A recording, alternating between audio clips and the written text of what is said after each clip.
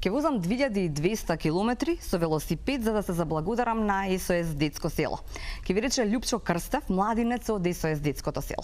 Посакав за една ваква, навистина извонредна иницијатива да објавам на телма и ми се оствари. Моето посакување ова утро, на моје задоволство и верувам и ваше, наши гости се токму Лјупчо Крстев и Александра Спасовска од СОС Детското село. Добре ни дојдовте. Добро ве најдовме. Добро најдовме, добро утро. Лјупчо Крстев на 31 мај ќе тргне во својата авантура, ќе возите 2200 километри со велосипед низ целиот Балкан, за да му се заблагодарите на СОС Детското село што ви дало шанса за живот, образование, дом и многу љубов. Всушност знам дека ова е, нели, сакате да стане традиција или веќе е втора година како го правите ова, сега ширите турата, така на 2200 километри. Ама ајде збор два за себе ова кажано, нели? Да, минатата година направивме една тура, таа беше балканска тура. Минатата година турата се викаше Благодарам. Се заблагодаривме на Детско село за тоа што направило Детско село за нас, што ни дало топол дом и грижа, нели? И што сега сме ние тоа што сме. Оваа година ќе се вози малку подалеку, нели, од Балканот, ќе се вози до Австрија, до првото СОС Детско село во светот, во Имст. И со тоа сакаме поточно да промовираме идејата на Детско село и да им кажеме на луѓето што е уствари значи Детско село и како ние живееме таму. На ова патување ќе идете заедно со момчето кое што ви правеше друштво и минатата година, така, Даниел Милинов. Така. Всушност како се најдовте? Каде се најдовте? И он има израснато во СОС Детското село. Он има израснато во СОС Детското село во Бугарија, од Равна. Ние се најавме во Албена на еден турнир.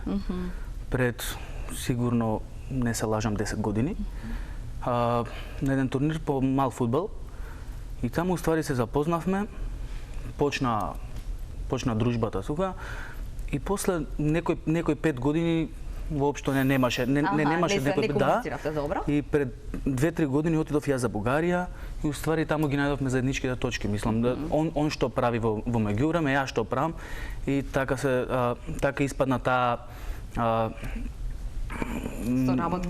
соработка и таа идеја за ние да го направиме ова заедно и да направиме едно благодарам за СОС Детско село. Да, едно вистинско благодарам со дело.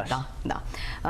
Ќе зборуваме за тоа како изгледаше, еве низ фотографии гледаме како изгледаше таа тура минатата година. Ќе ни кажете каде, во кој СОС Детско село ги посетувавте СОС Детските села низ регионов, нели низ Балканов. Прво Александра кажа, нели сега да ни кажете колку всушност деца во Мигов се згрижани во СОС Детското село овде во Македонија. Вака, во моментов СОС Детско село Македонија работи на две полења. Работи на полето на заштита и на полето на превенција.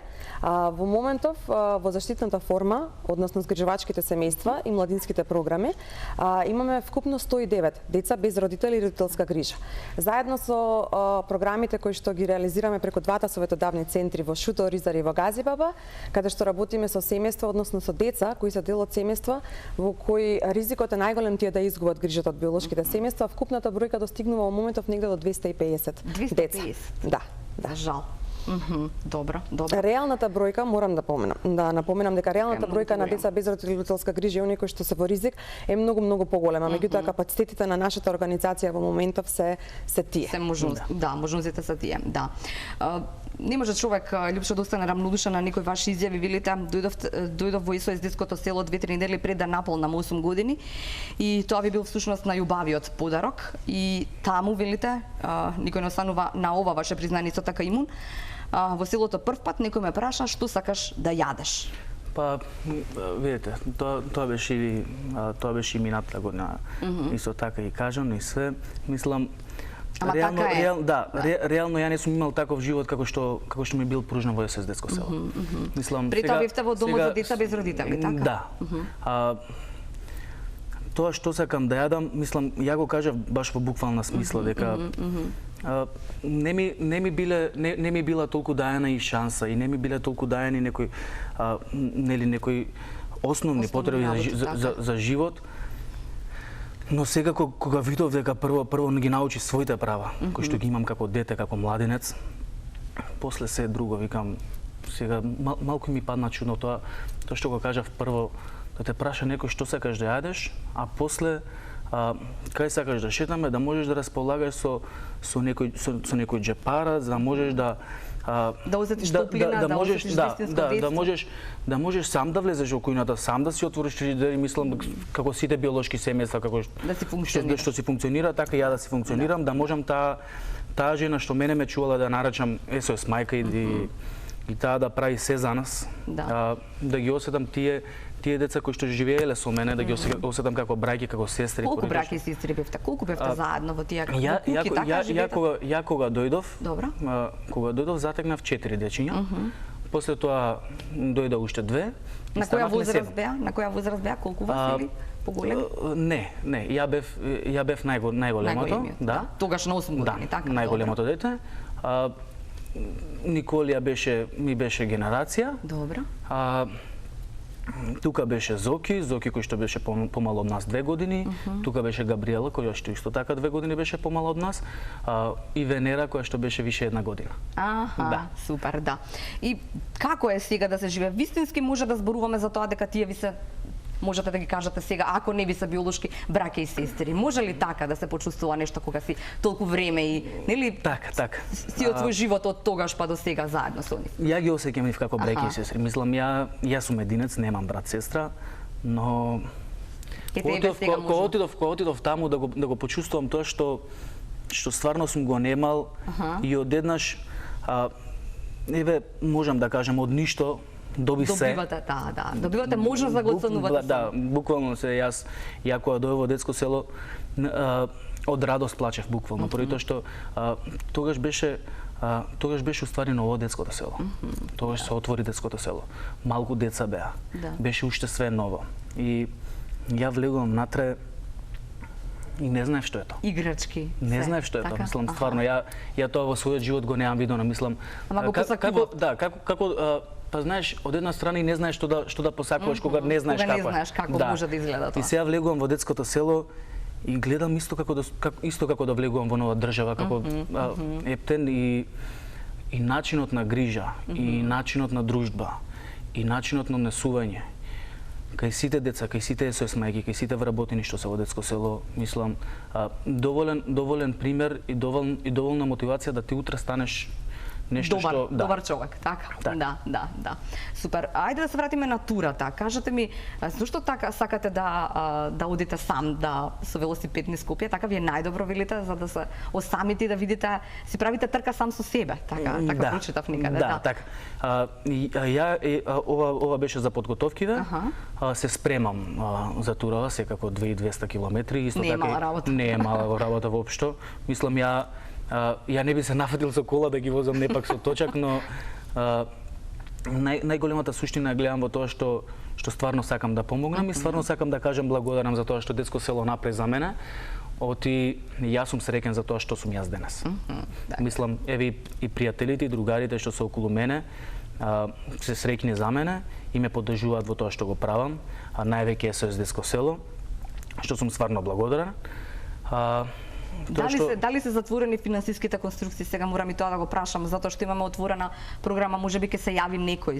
Потребни ли се пари за уште нешто? Да, вака. Можеме отворено да зборуваме сега, кога веќе сме на телевизија. Ја правам сега турава, минатата година ја правев турата за благодарам. Добро. Тоа што стварно сакав да се заблагодарам и сакав тоа да стане традиција на SOS детско село, дека ќе поминат и години и све.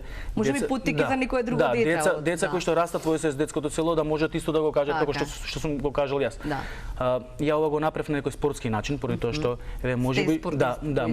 можеби сум најдобар во тоа, па во тоа што сум најдобар тоа го правам. И затоа сакав ова и да стане традиција, и затоа кажав првата година благодарам, а оваа година сакам да ја промовирам идејата на детско село. И да им кажам на луѓето дека они нас ни се потребни. Поради тоа што секоја мала помош за секој дете е добре дојдена и е голема помош за тоа дете. Така, да. Можеби финансиите и другите работи кои што некој човек ги дал за децата, можеби он мисли дека се малку, ама тие деца колку ќе се израдуваат од тоа што они стануваат успешни. И он ќе знае дека утре имало он учество во тоа што детето израснало сега во добар младинат, како што сте тоа вие, да. Александра, само кусо може да ми кажете колку мина работат во тој тим колку се луѓе кои што се мајки, татковци таму и се водат грижа, да речам, за децата кои што се во СОС детското село? Вака, нашата организација брои вкупно 50 навработени. Од прилика во згрижувачките семејства во СОС детско село вкупно на број се 12. Добра. Во 8 се СОС мајки. Во 4 од 2011 го промовиравме новиот концепт на СОС брачни двојки. Имаме брачни двојки кои што имаат и во 2 од нив имаат и своји биолошки деца кои што се уште малолетни и живеат заедно. Навистина, да, живеат заедно со и со децата други. кои што се згрижени, да, во детското село. Нив им помага еден тим од 6 СОС, ние ги викаме СОС тетки и СОС помошнички кои што се тука како десна рака на мајките. И исто така цел стручен тим од педагози, психолози, социолози, кои што им помагаат во секојдневните предизвици, особено кај мајките, затоа што грижата, нели, ние што сме родители знаеме грижата за едно дете. Колку ангажмане, а камоли за 5, 6 или 7 деца. Да, кога треба сите да ги обслужиш, така некако да работите, нели, да. Лјупчо, сакам да знам неколку работи, сакам да знам како беше или зошто од минатата тура токму Сараево ви остави и тоа СОС детско село ви остави, велите, најголем впечаток, ќе се сеќавам. Зошто? Што беше тоа, што беше толку такво драматично или поинакво? Прво ќе или пошто турата беше со посета на СОС детските села низ Балкана, така одеше тоа? Така, ние поточно Грачаница ни остави посебен впечаток на мене и на Даниел и на сите тие кои што ги проследија и видеата и сликите во детско село. Тоа беше напорен ден стварно. Малку го погрешивме патот, па стигнавме со 50 км плюс. Извозавте 50 за да стигнете. Да. И сега со плюс 50 км, тоа беа негде околу 183 км извозени во текот на денот. Више имавме пратња од полиција поради тоа што не можевме да го најдеме СОС детското село, но небитно, мислам, стигнавме таму. Стигнавме негде околу 11 часот вечерта. На вечер, Да. И полицијата која што ги имаше уклучено ротационите светла, не испрати догоре до детското село поради тоа што беше на некој ритче и сите дечиња беа излезени надвор, ни ракоплеска. Полицијата само им ги светлуваше главчињата и тоа беше едно чувство кое што не знам сега можеби и вака што го зборам не можам да го доловам. Да го доловите впечатокот како тоа изгледало. А сликата ми е уште тука да можам да пренесам таа слика, ќе иде колку убаво сум се чувствувал. Исто така утре дента едно девојче ми рече дека чим ние можеме да направиме ваков подвиг, тоа значи дека сите тие можат. Дека тие можат и дека очекуваат и нашата поддршка. И ја и реков на тоа девојче, викам, јас сум тука секој за вас, така да што и да треба, ме знаете, секоја година ќе доаѓам. И ќе се дружиме. Сега имате можност, сега нема да гутнете повторно патот, така? А сега ќе одите да ги видите. Така, да. Го оценувавте својот сон, по 15 години живеете во изнемен стан, успешен студент сте, спортист. Што друго посакувате за оценување на сонот? Што останува? За оценување на сонот. Вака, јас се бавам со музика. Добро. Тоа ми е една од работите која што ја сакам. Имам неколку своји песни. Правев некои настапи, имаме хуманитарни кои што на кои што учествувате. Да, на кои што учествувам.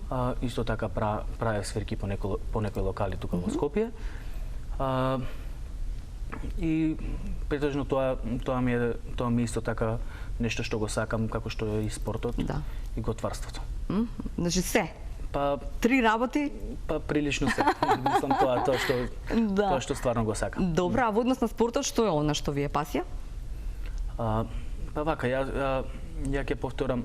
Студент сте на факултетот за физичка култура, добра? Да, студент сум на ДИФ и само поради тоа што се бавам со бициклизам и пред тоа се бавев со уште неколку спортови, фудбал и карате и што имаше некој организирање и од детско село, пливање, кошарки и така, ама претежно игралиштето што беше во детско село ме поттикна да ја најдете својот. Да, ме поттикна да ја станам тоа што сега сум, ја да го студирам тоа што сакате. Претежно ја сакам. Да. Добро, ви се заблагодарувам овде, да, се извинувам, и ви посакувам, Лјупчо, навистина посакувам сите да го слушнат твојот апел, дека со мала помош можат многу весели лица да видат на децата, нели? Или не мора да ги видат, ќе знаат дека тие се веќе весели и може ли пред да ви посакам, нели, ви посакувам се најубаво на тој пат, велите, минатиот пат немавме баш многу убаво, имаше и снег, имаше и непроводни делови и така натаму, ви посакувам сонце и убав пат на 31-ви. Така 30-ти тргнува Даниел, а вие на 31-ви тука од на 31-ви го има испраќањето од СОС детско село. Така, да. Александра, подготвувате нешто за испраќање? Подготвуваме, да. Настан се надеваме ќе биде уште поголем од минатата година. Добро. На 31 мај на истото место како Велани, градскиот парк, кај школка, со почеток во 11 часот. Ги повикуваме можеме сите да дојдеме? Сите, да, отворен настане. Значи, ова прилика сакам да искористам да најавам дека ќе имаме ексклузивен гостин. Гостин ќе ни биде овогодинешниот евровизијски представник Даниел Кајмаковски, кој поддржува и ова хуманитарна велосипедска тура. Значи 31 мај 11 часот школка. Ги очекуваме сите кои што имаат велосипеди или немаат велосипеди, сакаат заедно со нас да ги спратиме Лјупчо и Даниел на ова патешествие. Градот Скопје ќе ни обезбеди велосипеди на само место таму, така да тие што сакаат да возат со нив ќе можат да возат. Да, минатата година имавме група, тука имаше на сликите од 100 велосипедисти кои што возеа со нив до граничниот премин. Така да ние ви ветуваме еден интересен ден, многу забава и ве покануваме да не посетите и да видите како тоа се ќе помине. Супер, да. Лјупчо, за крај може да запееме нешто? Ке ви биде проблем? Не? Или да? Не. Ајде за крај. За убав ден на сите. Ја имам само ноќва да бидам ја со неа и не знам дали можам да заборавам.